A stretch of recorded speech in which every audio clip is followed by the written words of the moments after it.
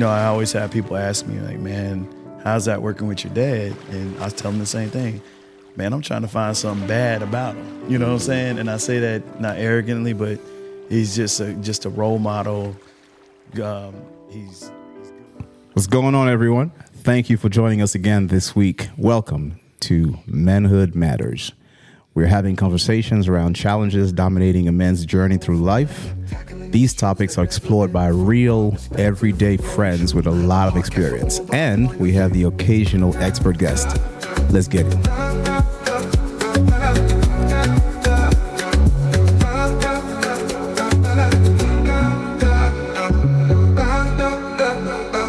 So today, I'm glad you guys are back. Thank you for being here, guys. Thanks again. And we have something that I think is an extremely poignant subject that we want to broach today.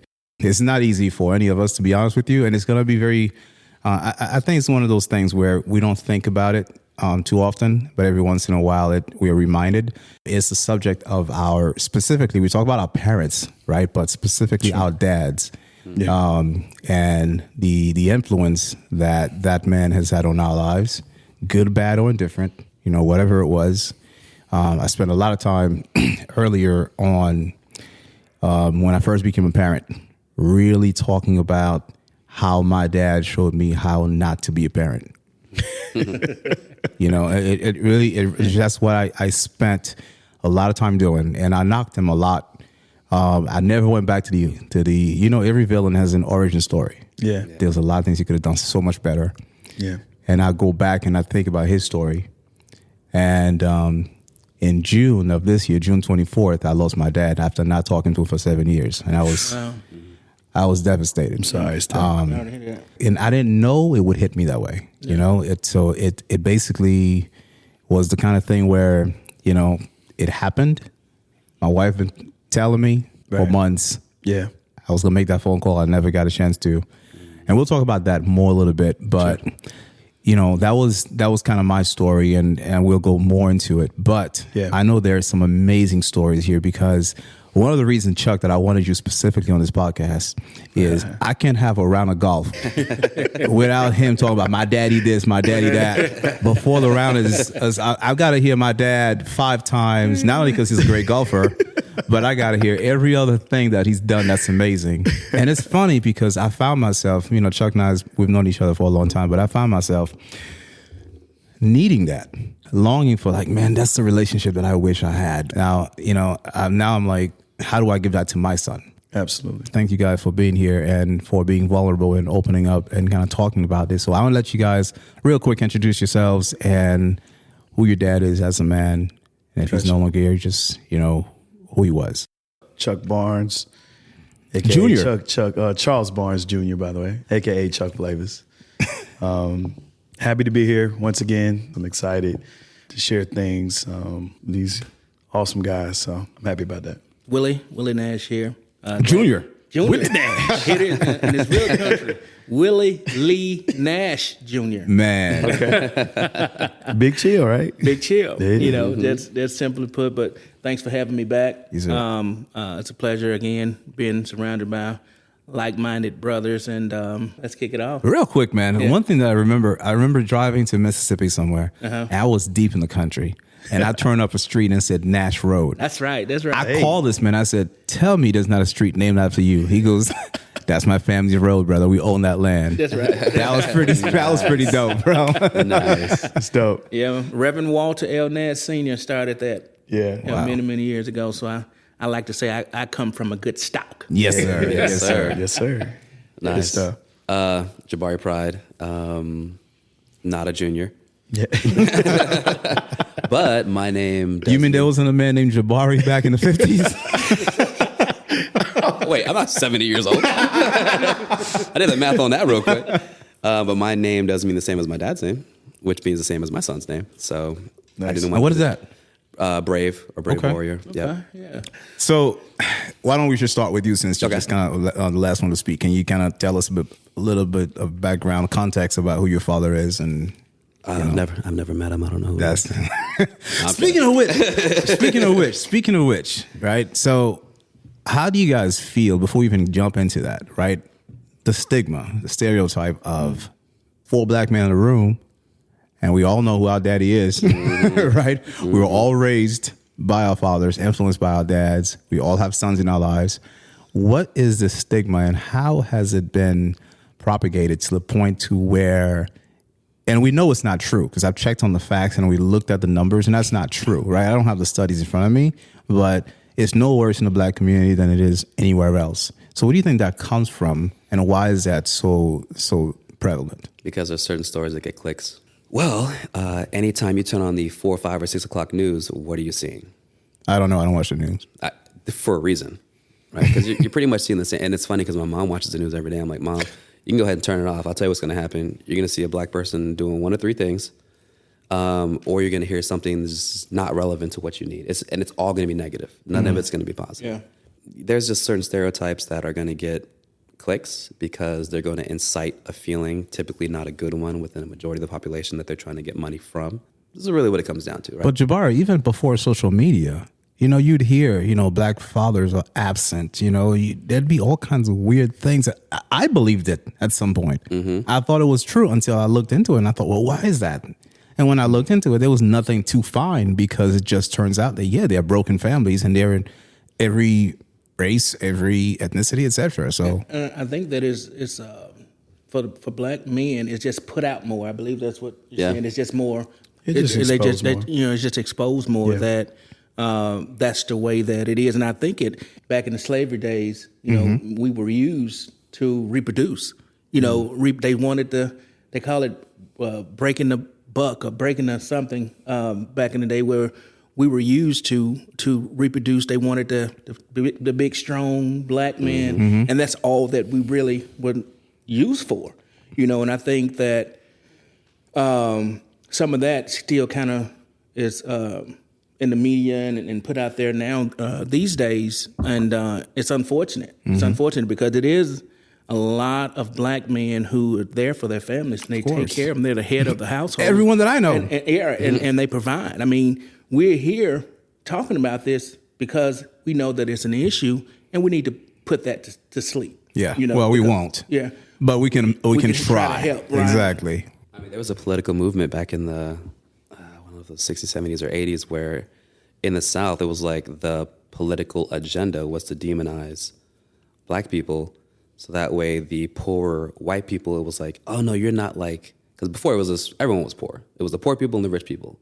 But then the rich white people were saying, hey, well, you poor white people aren't like those people. You're horrible, but at least you're not black. You're not those people, right? So then they were using that to get the poor white people to get out and vote. Yeah. Right. So it was I can't remember what the name of the policy or the political agenda, what it was in the South, but I mean, it worked. Yeah, it succeeded. That's why there's a lot of red states in the South, because they got the poor people to get out and vote. Gotcha. So we kind of got that out of the way. Let's talk about, like, anyone can start, really. Like, can you tell us about who your father was, whoever wants to start? A quick overview. We have some more, specific questions, but who wants to start? I'll kick it off because Chuck is going to go for an hour and a half on this topic. Yeah. Try to give you the Cliff Note version. Right? That's a whole podcast. Yeah. Summarize your relationship with him, or who he was as a person. So my parents got divorced when I was in I want to say 3rd grade, I think. And we lived in LA and lived with my mom. My dad didn't live with us, but I probably saw him, I don't know, it felt like every other weekend. So I didn't feel like he wasn't around. He was just working all the time, right? So I saw him a lot more when I got to high school.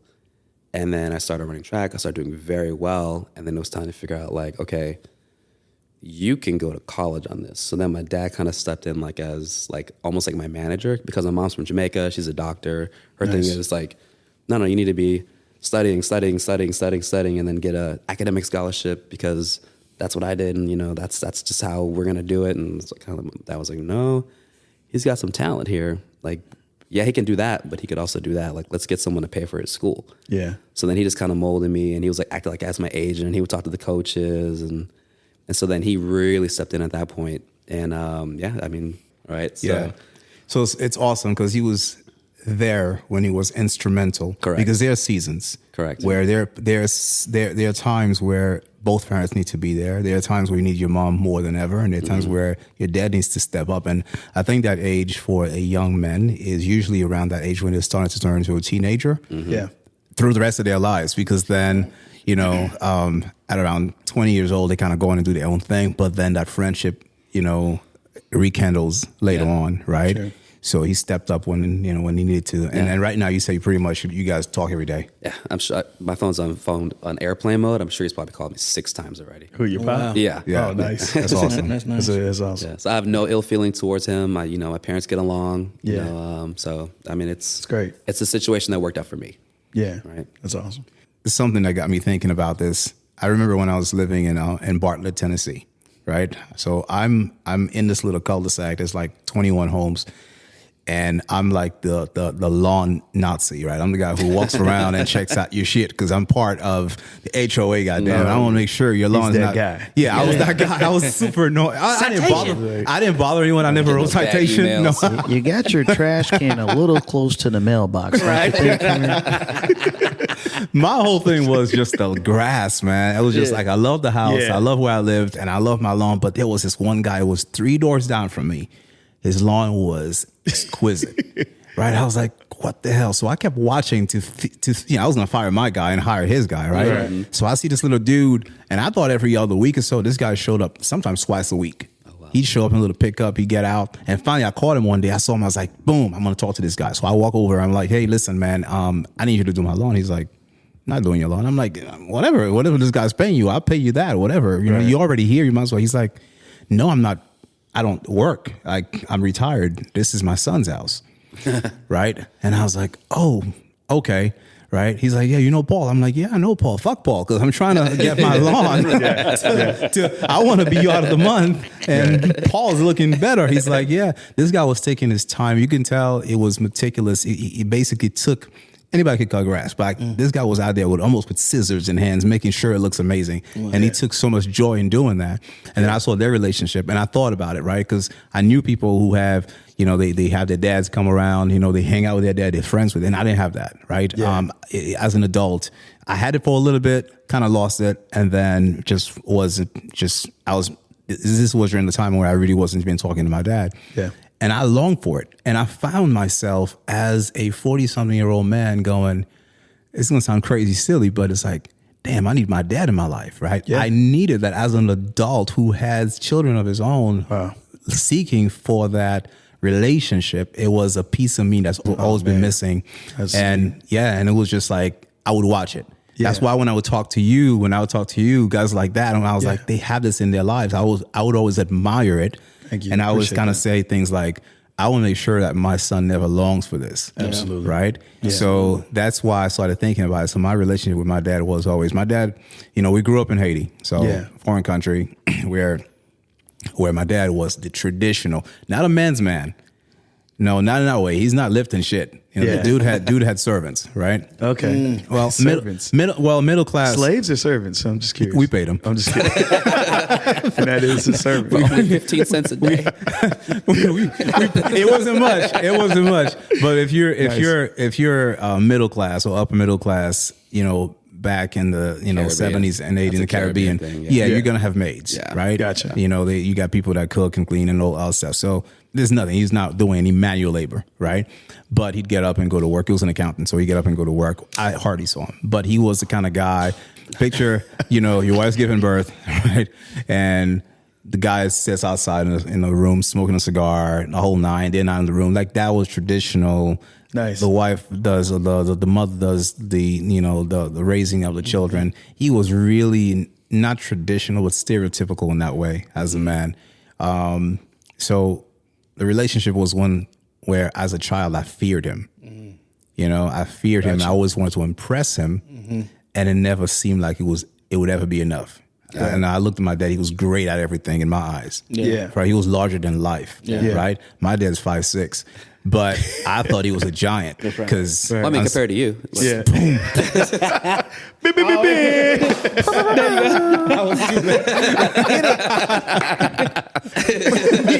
you sit tall. I sit tall, you know.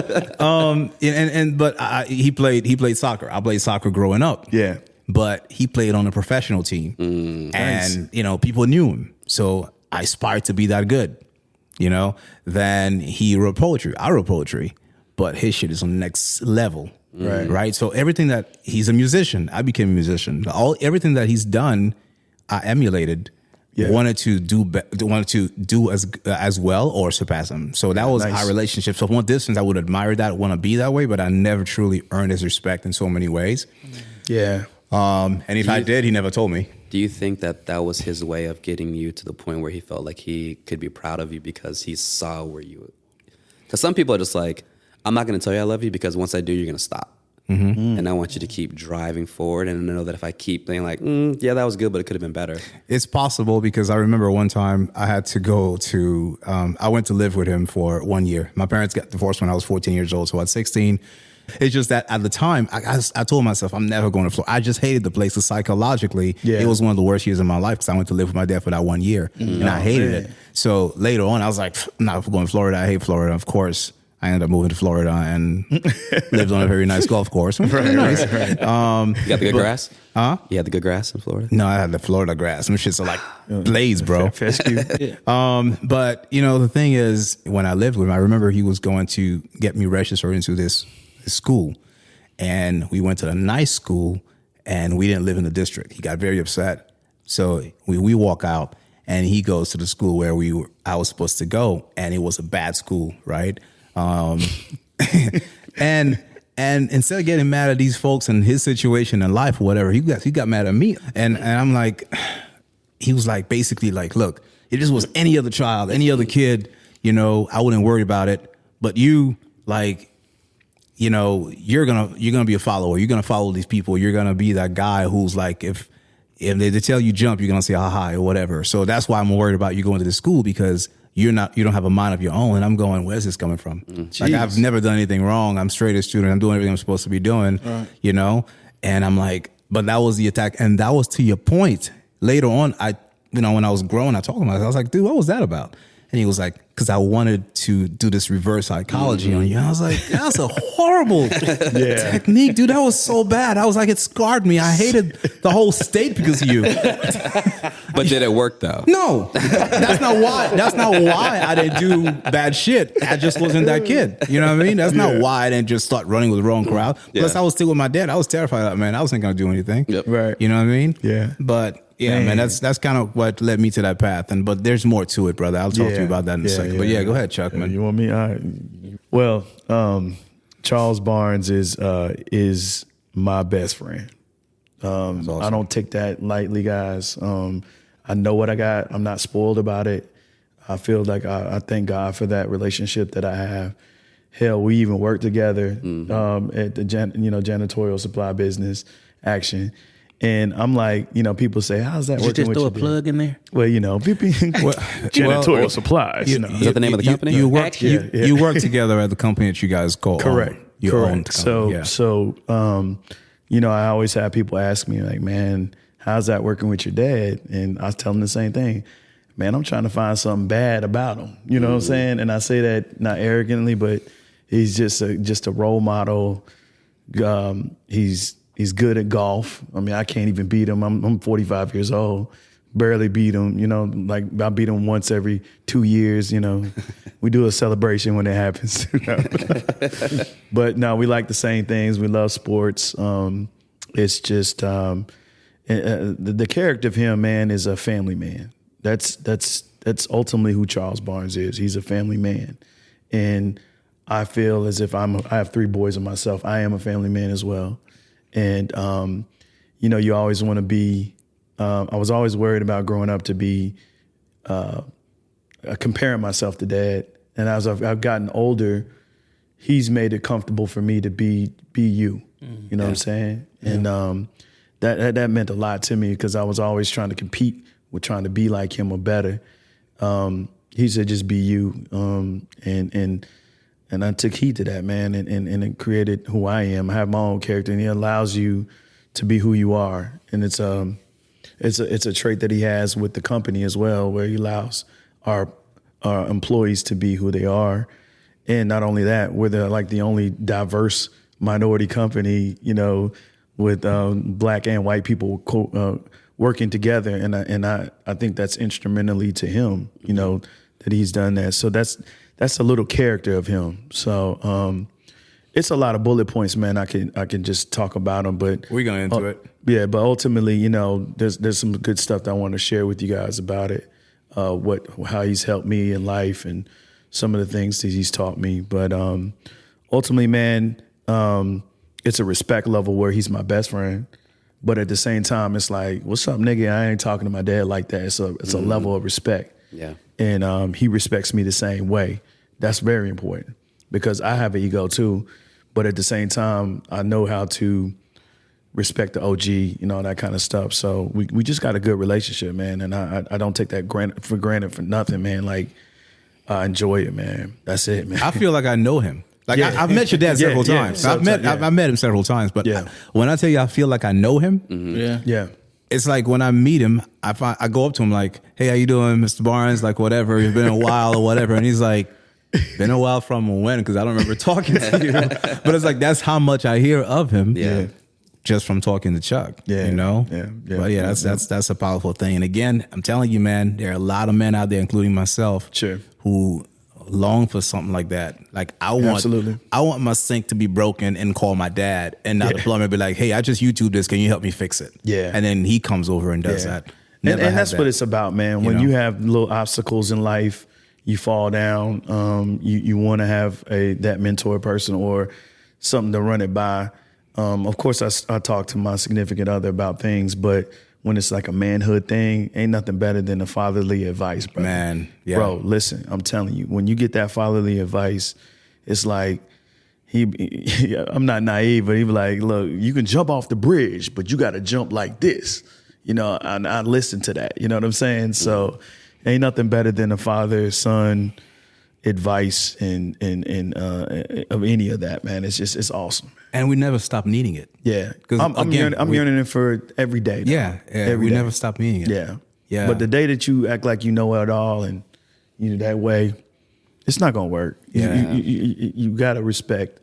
They've been through this stuff, man. What I'm saying? This is the big message for the men listening to this, to understand the relationship or to really respect and treasure that relationship with their sons. Yeah. Understand how it impacts them in the long run. Absolutely. Because again, we're in our 40s. Here's the thing, like, it doesn't stop. At no point in time did I feel as a man where I go, I don't need my daddy. I don't need a grown, even though he was not the man he's not the father. I didn't have the father that you guys have had and that I wanted to be. I don't want to be that type of dad. Yeah. But I still needed him. So at his worst, I still needed him, if that makes sense. Yeah. That's crazy. So people listening, it's like, you need to understand what that is, what that does to a young boy and to a man eventually, so that there's not that piece of them missing. Yeah. But also to the women listening to this is to understand that as long as you have a decent person in your life, that you may not work out with that person, but to not weaponize that boy and that relationship, because what does it do? You're only hurting one person. You're hurting two people. Yeah. But the person you're hurting the most is the person you claim to love the most, which is that little boy. That's right. Yeah. So you need to understand that. Yeah, he might be a piece of shit in every other aspect, but if he's halfway decent and he's like, hey, I want to be in his life, man, just treasure that, allow that to grow. But Willie, man, I know you got...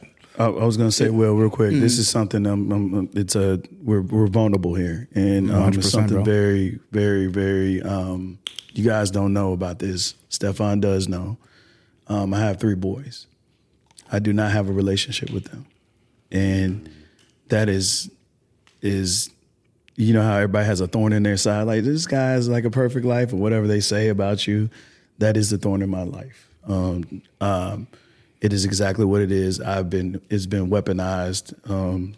And, I have the example, and we're talking about fathers. I have the best example. And unfortunately, it has been stripped from me. And it's another podcast about this, but as Black men, we can't do this by ourselves as far as handling stress like that. So if I've actually gotten counseling, and it's the best decision, and also my faith has gotten stronger, and talking to pastors here and there, and family helping me out with the subject matter. But really, man, I can get emotional with you guys, man. But that's why I still love my children, but I love my dad, and I look at him as like, you know, I want that for my children. You know what I'm saying?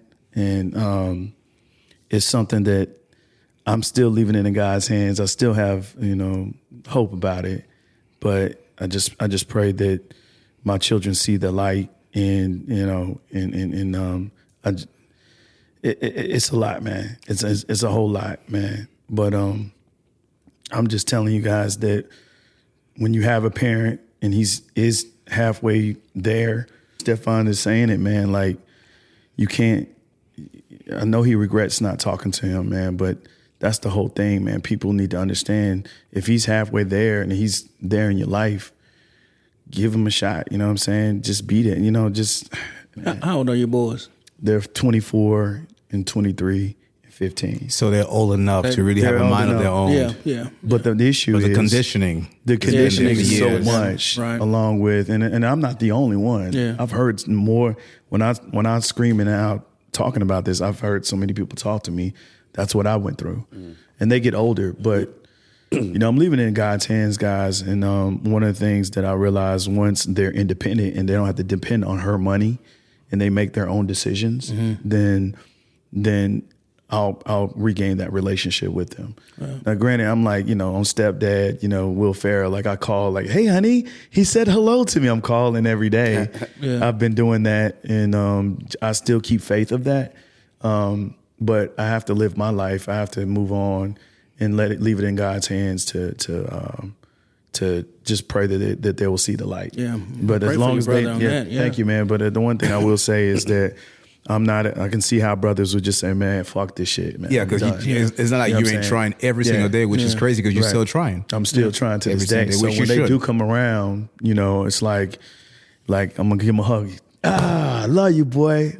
I told you it was dumb as hell, but I love you. You know what I'm saying? So that's where I'm at with the attitude. But at the same time, I got to keep it moving. You know what I'm saying? Yeah. And that was something that I needed to share with you guys, and really share to the world, that you know, just hang in there. Don't give up on your children, and ever. Not everything is perfect. You know what I'm saying? And I'll bear witness to that real quick, because again, I talked to, you know, you, and I said, like, I'm always like, I know your dad just through you, right? Just like listening, but I also know your boys. Yeah. You'll talk about them in basketball. You'll talk about the youngest one, how he is. And, you know, so I've heard that. Yeah. There's not a person with the mind of an absent father.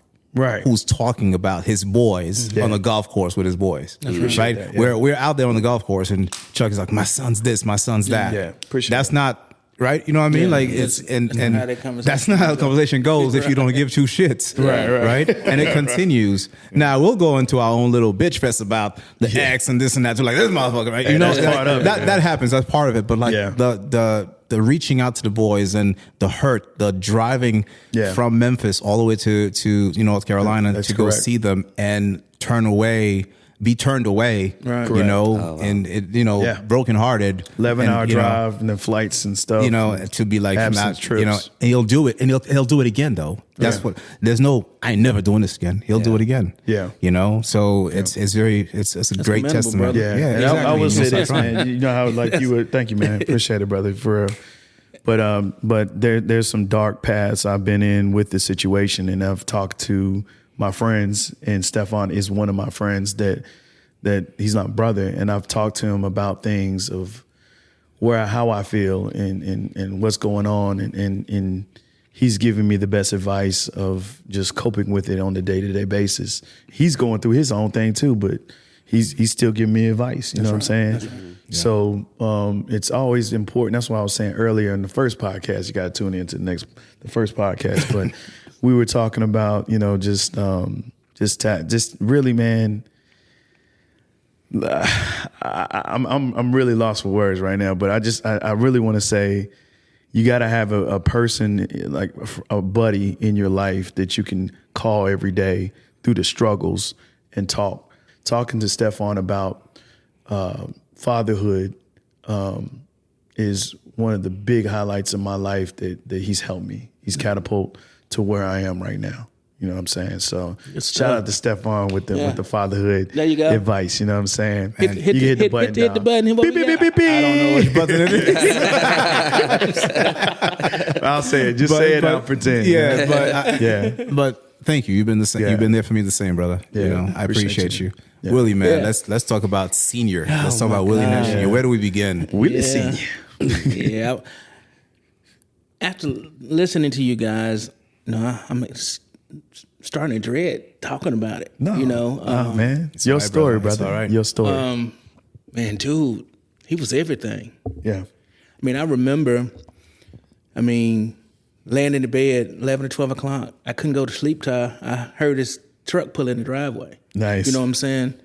Looking out the window when he leave, when he get up and go to work, trying to be up to see him off to work, Yeah. he was everything,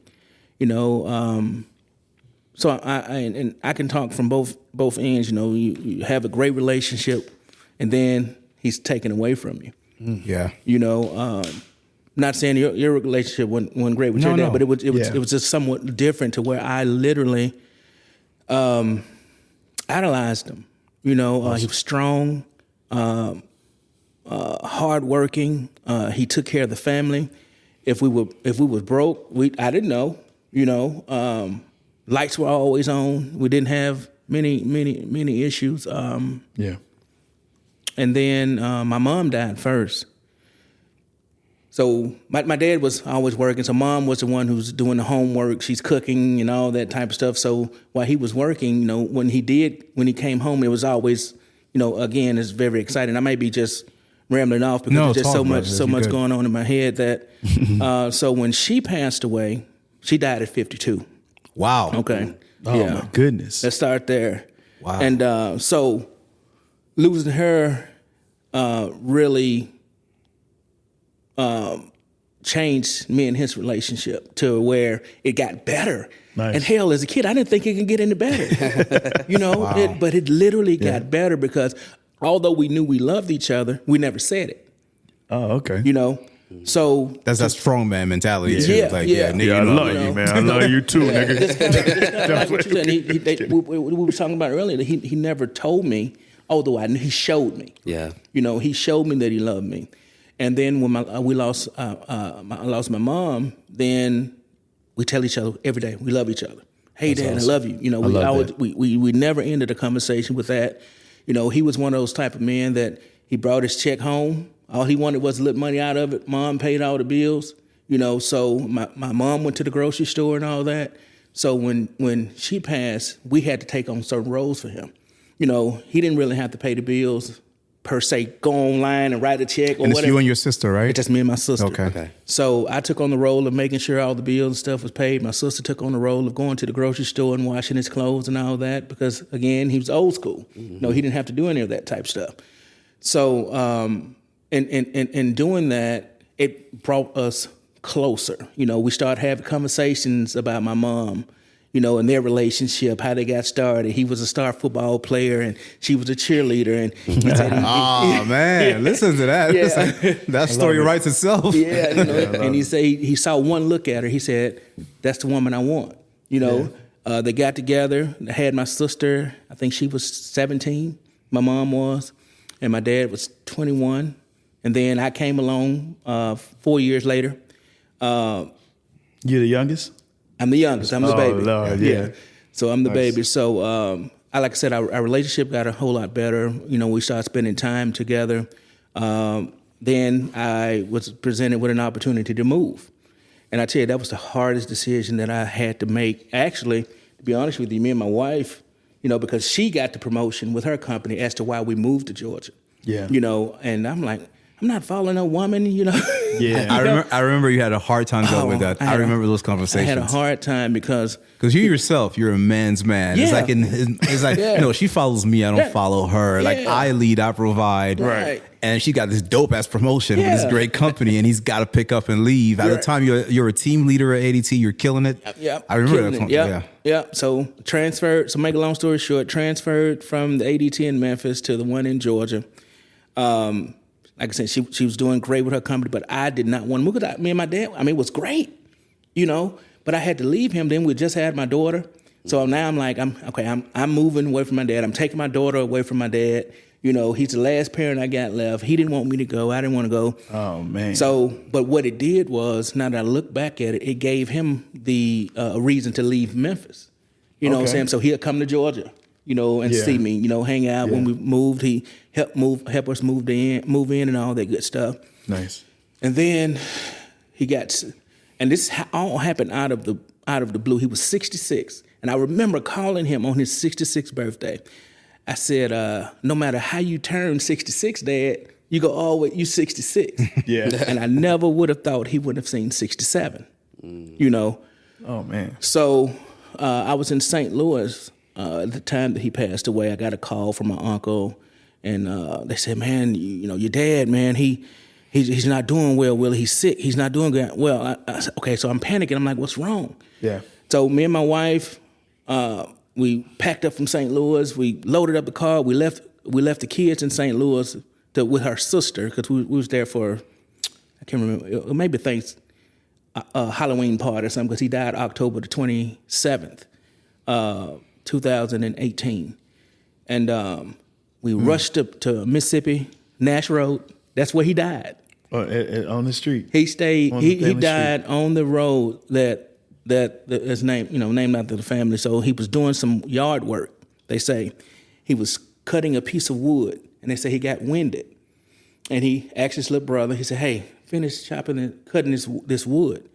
And they say he sat on the picnic table, and within a couple of seconds of sitting on the picnic table, his hands went up in the air, and he made a loud gurgling noise, and he laid back, and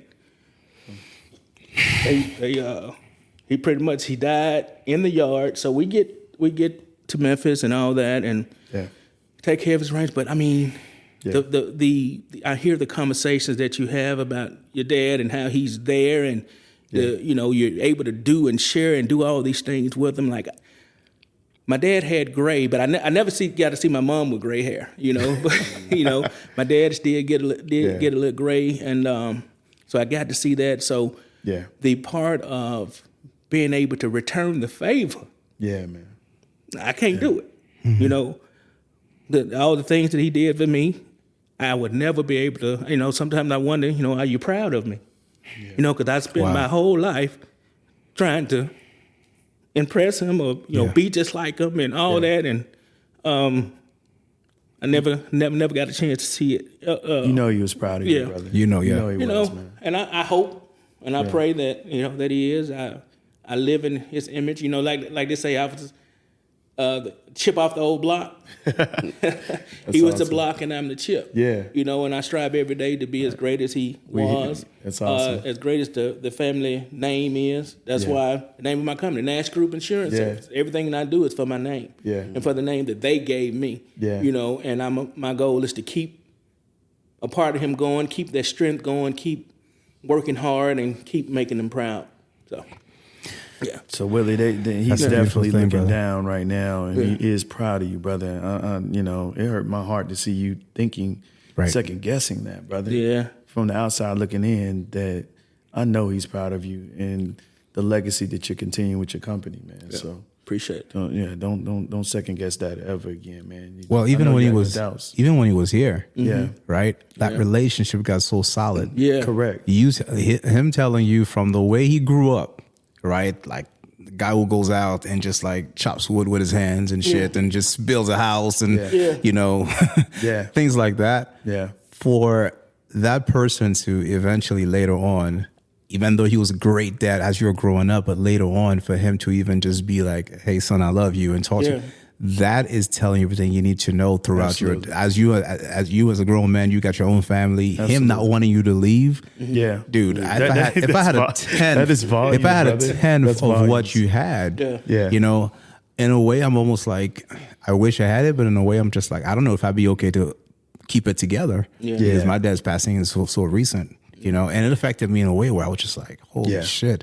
Yeah, I didn't think it would hit me this hard. Yeah.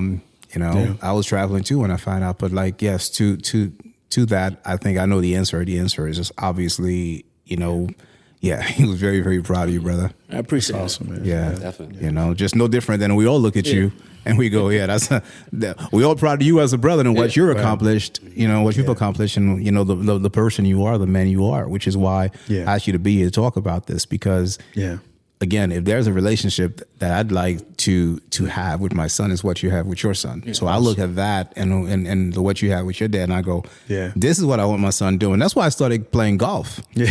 Because I'm like, I need some shit that I could do with my son when I'm 60, 70 years old. We could have that in common, which is what shout out. That's exactly what we talked about. I can steal your thunder on that. Yeah. But the one thing that's why I enjoy golf is fellowshipping, but that is the sport that my dad and I could play together to this day.